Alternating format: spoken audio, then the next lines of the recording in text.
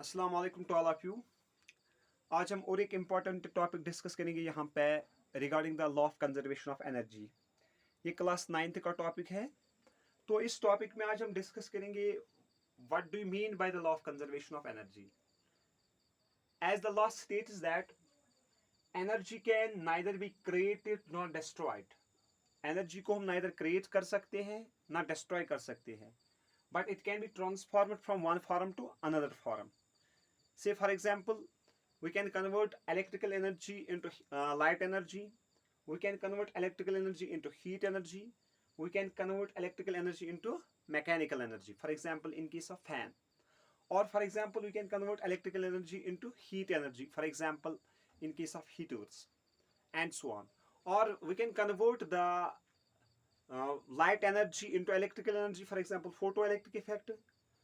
Or we can convert the electrical energy into chemical energy, for example photosynthesis, one of the basic process on the biosphere.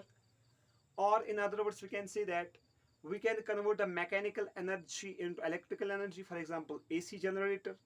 Or we can see that we can convert the mechanical energy into electrical energy in case of AC generator. Or we can say that we can convert the electrical energy into mechanical energy in case of DC motor. These are basically the transformation of energies. So, in order to understand this thing, what does the law of conservation of energy status? हम बोलेंगे basically energy can neither be created nor destroyed. Energy can neither be created nor destroyed, but can be converted into one form to another. One form to another. This is the statement of law of conservation of energy. Or in other words, we can say that the kinetic energy and the potential energy of a body remains constant. Or in other words, we can say that the total kinetic energy, that's 1/2 of mv square plus potential energy, that's given by mgh, is equal to constant. Kinetic energy and potential energy of a body is constant. Kinetic energy and potential energy are collectively called mechanical energy. और in others we can see that जो law of conservation of energy है, इसका statement ये भी हो सकता है जो initial kinetic energy that's 1/2 of mv square plus initial potential energy, that's PE, that's mgh, is equal to final kinetic energy plus final potential energy. This is called the law of conservation of energy in original meaning. Initial kinetic energy plus initial potential energy is equal to final kinetic energy plus final potential energy. इसको अब हम कैसे evaluate करेंगे, कैसे हम दिखाएंगे कि ये law of conservation of energy mathematical, इसका प्रूफ हम कैसे दिखाएंगे। मैं यहाँ पे एक एग्जांपल दूंगा, कैन सी दैट।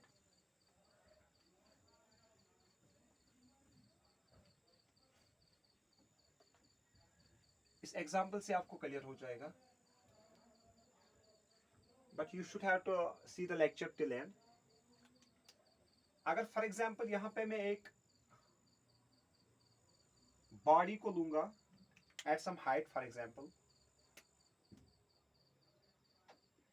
ये बॉडी फॉर एग्जांपल है, यहां तक डिस्टेंस x है, यहां तक डिस्टेंस y है, ये पॉइंट A है, this is B point and this is C point.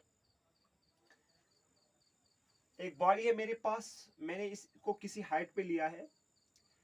अगर हम देखेंगे इस बॉडी का जो मास है, for example that is small m will represent the mass of a body, and acceleration due to gravity is downwards, that is given by g. पहले अगर हम देखेंगे इस पॉइंट पे, जो पॉइंट ए है, इस पॉइंट पे जो यहाँ पे पोटेंशियल एनर्जी होगी P, that is given bye mgh. लेकिन यहाँ पे जो h है, where m is the mass of body, g is acceleration due to gravity and h is the height of a body from the surface. अगर हम देखेंगे यहाँ पे जो ये यहाँ पे h है, ये h किसके बराबर है? ये टोटल हाइट h है, h. लेकिन ये किसके बराबर है? y plus x. c से b तक y डिस्टेंस है और b से a तक x डिस्टेंस है. तो जो h का वैल्यू रहेगा वो रहेगा यहाँ पे y प्लस x. ये टोटल डिस्प्लेसमेंट होगा ड्यूरिंग जर्नी. जब मैं इस बॉडी को यहां से इसको मैं अलो करूंगा टू फॉल. इस ए पॉइंट पे अगर हम देखेंगे potential energy eight point A P, वो किसके बराबर होगा? वो होगा mg इंटू h का जो वैल्यू है that is y plus x. It should be the potential energy of a body at point A. Point A पे जो पोटेंशियल एनर्जी होगी इस बॉडी की वो किसके बराबर होगी? mg into y plus x. y plus x. अगर काइनेटिक एनर्जी देखेंगे इसी पॉइंट पे, ये पोटेंशियल एनर्जी थी. अब काइनेटिक एनर्जी को अगर हम देखेंगे, जो काइनेटिक एनर्जी होती है, काइनेटिक एनर्जी एक बॉडी को होती है due to the motion, that is given by 1/2 of mv square, where m is the mass of body and v square is the velocity of body. लेकिन जब ये body यहाँ पे पहले अगर हम देखेंगे, ये बॉडी रेस्ट में है, मैंने अभी इसको रिलीज नहीं किया है. इस बॉडी की जो इनिशियल वेलोसिटी है वो 0 है क्योंकि ये अभी रेस्ट में है. ये बॉडी अभी रेस्ट में है, अभी मैंने इसको छोड़ा नहीं है फ्रॉम हाइट. मैंने खाली इसको लिया है हाइट h पे, लेकिन मैंने अभी इसको छोड़ा नहीं है. तो इसकी जो यहाँ पे काइनेटिक एनर्जी होगी एट हाईएस्ट पॉइंट वो 0 होगी. काइनेटिक एनर्जी किसके बराबर होगी? 0, क्योंकि इसको जो इनिशियल वेलोसिटी है that is 1/2 of m. v square का वैल्यू है 0 क्योंकि अभी ये रेस्ट में है, तो जो काइनेटिक एनर्जी है वो 0 होगी. इसका मतलब eight highest point kinetic energy का वैल्यू जो है दैट इज 0, दैट इज 0. लेकिन जो पोटेंशियल एनर्जी का वैल्यू है that is given bye mg into y plus x. लेकिन जब ये बॉडी, जब इस बॉडी को मैं यहां से अलो करूंगा टू फॉल, अगर मैं देखूंगा पॉइंट C पे, पॉइंट C टच कर रहा है ग्राउंड को. बिफोर टचिंग द ग्राउंड अगर हम देखेंगे यहाँ पे जो पोटेंशियल एनर्जी होगी वो होगी mgh. लेकिन जब ये बॉडी यहाँ पे सरफेस पे आएगी तो the height from the surface to this body वो 0 होगी. तो जो पोटेंशियल एनर्जी होगी एट द ग्राउंड वो क्या होगी? mg इंटू 0, क्योंकि अब ये सरफेस पे आ गई, अब कोई हाइट ही नहीं रही है. तो इसकी जो पोटेंशियल एनर्जी होगी on the surface that is 0. Potential energy क्या होगी? 0 सरफेस पे.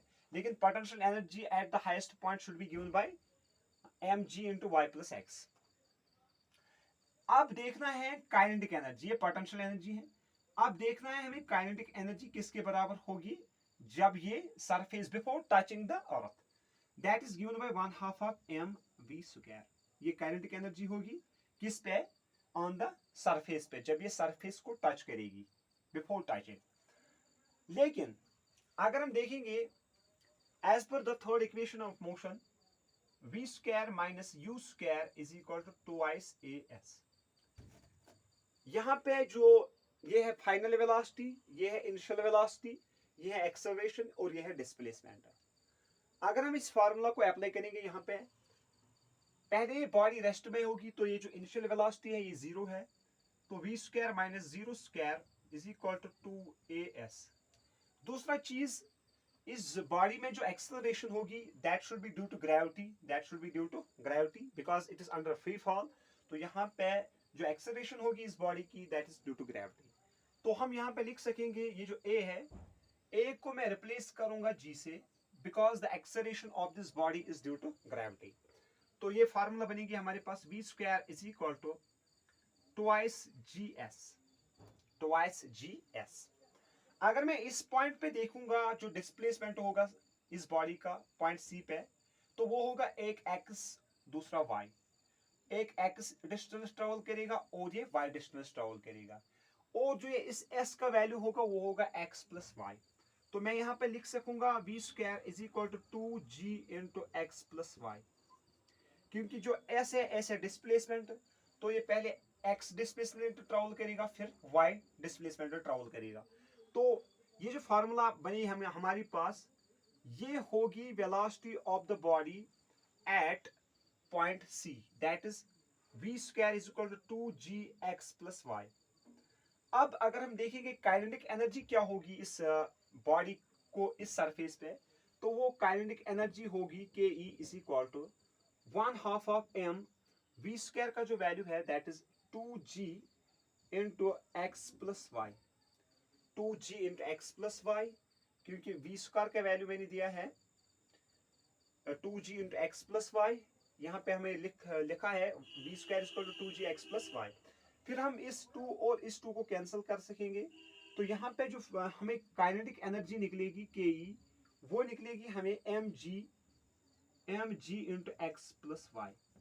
तो ये सेम है as that of potential energy at highest point जो हमने पहले बोली है, that is potential energy equal to mg into x plus y. यहाँ पे भी काइनेटिक एनर्जी का वैल्यू हमें निकला है mg into x plus y. इसका मतलब है जब ये बॉडी ऐसे ऊपर जा रही है तो इसमें जो जो यहाँ पे काइनेटिक एनर्जी है वो कन्वर्ट होती है किस में, पोटेंशियल एनर्जी में, पोटेंशियल एनर्जी में। जब ये बॉडी वापस आ रही है तो इसकी जो सारी पोटेंशियल एनर्जी है वो किस में कन्वर्ट होती है, काइनेटिक एनर्जी में। पहले जब ये बॉडी नीचे से ऊपर जा रही है तो इसमें काइनेटिक एनर्जी कन्वर्ट होती है पोटेंशियल एनर्जी में, क्योंकि potential energy due to height होती है और पोजीशन होती है। तो इसकी सारी जो काइनेटिक एनर्जी है ये किस में कन्वर्ट होती है, पोटेंशियल एनर्जी में। लेकिन जब बॉडी वापस आ रही है तो इसकी जो सारी पोटेंशियल एनर्जी है वो किस में कन्वर्ट हो रही है, काइनेटिक एनर्जी में। तो हमें निकला है kinetic energy mgx plus y, potential energy mgx plus y. इसका मतलब है पॉइंट ए और पॉइंट सी पे सेम एनर्जी है। This is called law of conservation of energy. अगर हम देख रहे हैं अब किसी और पॉइंट पे, फॉर एग्जांपल बी पॉइंट पे मुझे देखना है इसकी क्या काइनेटिक एनर्जी है या इसकी क्या पोटेंशियल एनर्जी है पॉइंट बी पे। अगर हम बी पे पहले देखेंगे, बी पे अगर हम पोटेंशियल एनर्जी देखेंगे पी, पॉइंट बी पे अगर हम पोटेंशियल एनर्जी देखेंगे P, that is given bye, एक होगा मास इसका, दूसरा होगा ग्रेविटी, और डिस्प्लेसमेंट कितना होगा x, क्योंकि x ही डिस्प्लेसमेंट ये ट्रेवल करेगा। जब ये बॉडी यहां से यहां तक आएगा तो इसने कितना डिस्प्लेसमेंट किया है, खाली x डिस्प्लेसमेंट, ये डिस्प्लेसमेंट है, और इसका मास m है और इसकी एक्सेलरेशन ड्यू टू ग्रेविटी है g। तो इस पॉइंट पे पॉइंट बी पे जो यहां पे पोटेंशियल एनर्जी होगी वो क्या होगी, mgx, क्या होगी, mgx। अब देखेंगे इस पॉइंट पे हम काइनेटिक एनर्जी कितनी होगी पॉइंट बी पे। अगर हम पॉइंट बी पे अब काइनेटिक एनर्जी देखेंगे वो निकलेगी K E is equal to 1/2 of mv square. तो के ई को हम लिख सकेंगे is equal to 1/2 of m v square, किसके बराबर निकलेगा, v स्क्वायर निकलेगा हमें is equal to 2gx, where 2 is constant, g is acceleration due to gravity, x is displacement। तो ये इसको हम लिख सकेंगे यहाँ पे v स्क्वायर को 2gx, 2 और 2 कैंसिल होगा तो काइनेटिक एनर्जी फिर होगी mgx। तो same kinetic energy and same potential energy. Potential energy eight b कितनी थी यहाँ पे, mgx। तो kinetic energy at point b कितनी होगी, mgx, क्योंकि जो v स्क्वायर यहाँ पे होगा इस इक्वेशन में वो होगा, पहले ये रेस्ट में होगी, फिर हम इस पॉइंट पे इसको इमेजिन करेंगे इसने x डिस्प्लेसमेंट किया होगा, तो इसका जो एक्सेलरेशन ड्यू टू ग्रेविटी है वो g है, तो इसका जो डिस्प्लेसमेंट है दैट्स x। तो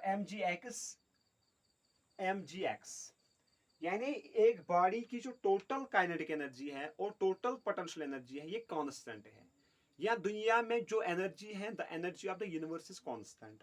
इसको हम बोलते हैं law of conservation of energy, या law of conservation of mechanical energy, जिसमें पोटेंशियल एनर्जी और काइनेटिक एनर्जी दोनों क्या रहते हैं, कांस्टेंट रहते हैं। पहले अगर ये बॉडी यहाँ पे, और एक पॉइंट में बोलूंगा,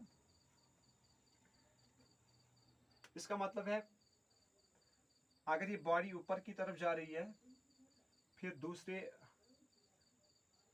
दूसरे में नीचे की तरफ जा रही है, फॉर एग्जांपल ये बॉडी ए है, फॉर एग्जांपल ऐसे जा रही है, इसकी जो सारी काइनेटिक एनर्जी है ये किस में कन्वर्ट होती है, पोटेंशियल। यहाँ पे फॉर एग्जांपल काइनेटिक एनर्जी पहली थी 10, या for example in other words we can say that यहाँ पे जो काइनेटिक एनर्जी थी, काइनेटिक एनर्जी वो थी मैक्सिमम, फॉर एग्जांपल 100, फिर यही पहुंची फॉर एग्जांपल 90, फिर 80, फिर फॉर एग्जांपल 70, फिर फॉर एग्जांपल 60, और एक टाइम आया तो ये पहुंची है 0। काइनेटिक एनर्जी का वैल्यू क्या हो गया, डिक्रीज हो गया जब हमने अप जर्नी की है। लेकिन जब ये वापस गिरेगी तो इसकी जो पोटेंशियल एनर्जी फॉर एग्जांपल यहाँ पे 100 होगी, यहाँ पे 90 होगी, यहाँ पे 80 होगी, यहाँ पे 70 होगी, यहाँ पे 60 होगी, फिर ये 0 तक आएगी। तो पोटेंशियल एनर्जी इस पॉइंट पे 0 होगी। यहाँ से काइनेटिक एनर्जी का वैल्यू इंक्रीज हो रहा है, जब वहां से वापस ही आ रही है तो हाइट फॉल हो रही है, हाइट डिक्रीज हो रही है, जिसकी वजह से पोटेंशियल एनर्जी क्या बन रही है, 0 एट अ ग्राउंड। लेकिन जब ये ग्राउंड को हिट करेगी, इसकी जो मैक्सिमम काइनेटिक एनर्जी होगी 1/mv², वो कन्वर्ट होगी, या तो साउंड में कन्वर्ट होगी या तो हीट में कन्वर्ट होगी। जिस जगह पे गिरेगा या तो वहां पे साउंड क्रिएट होगी या तो वहां पे हीट कन्वर्ट होगी। Thanks for joining.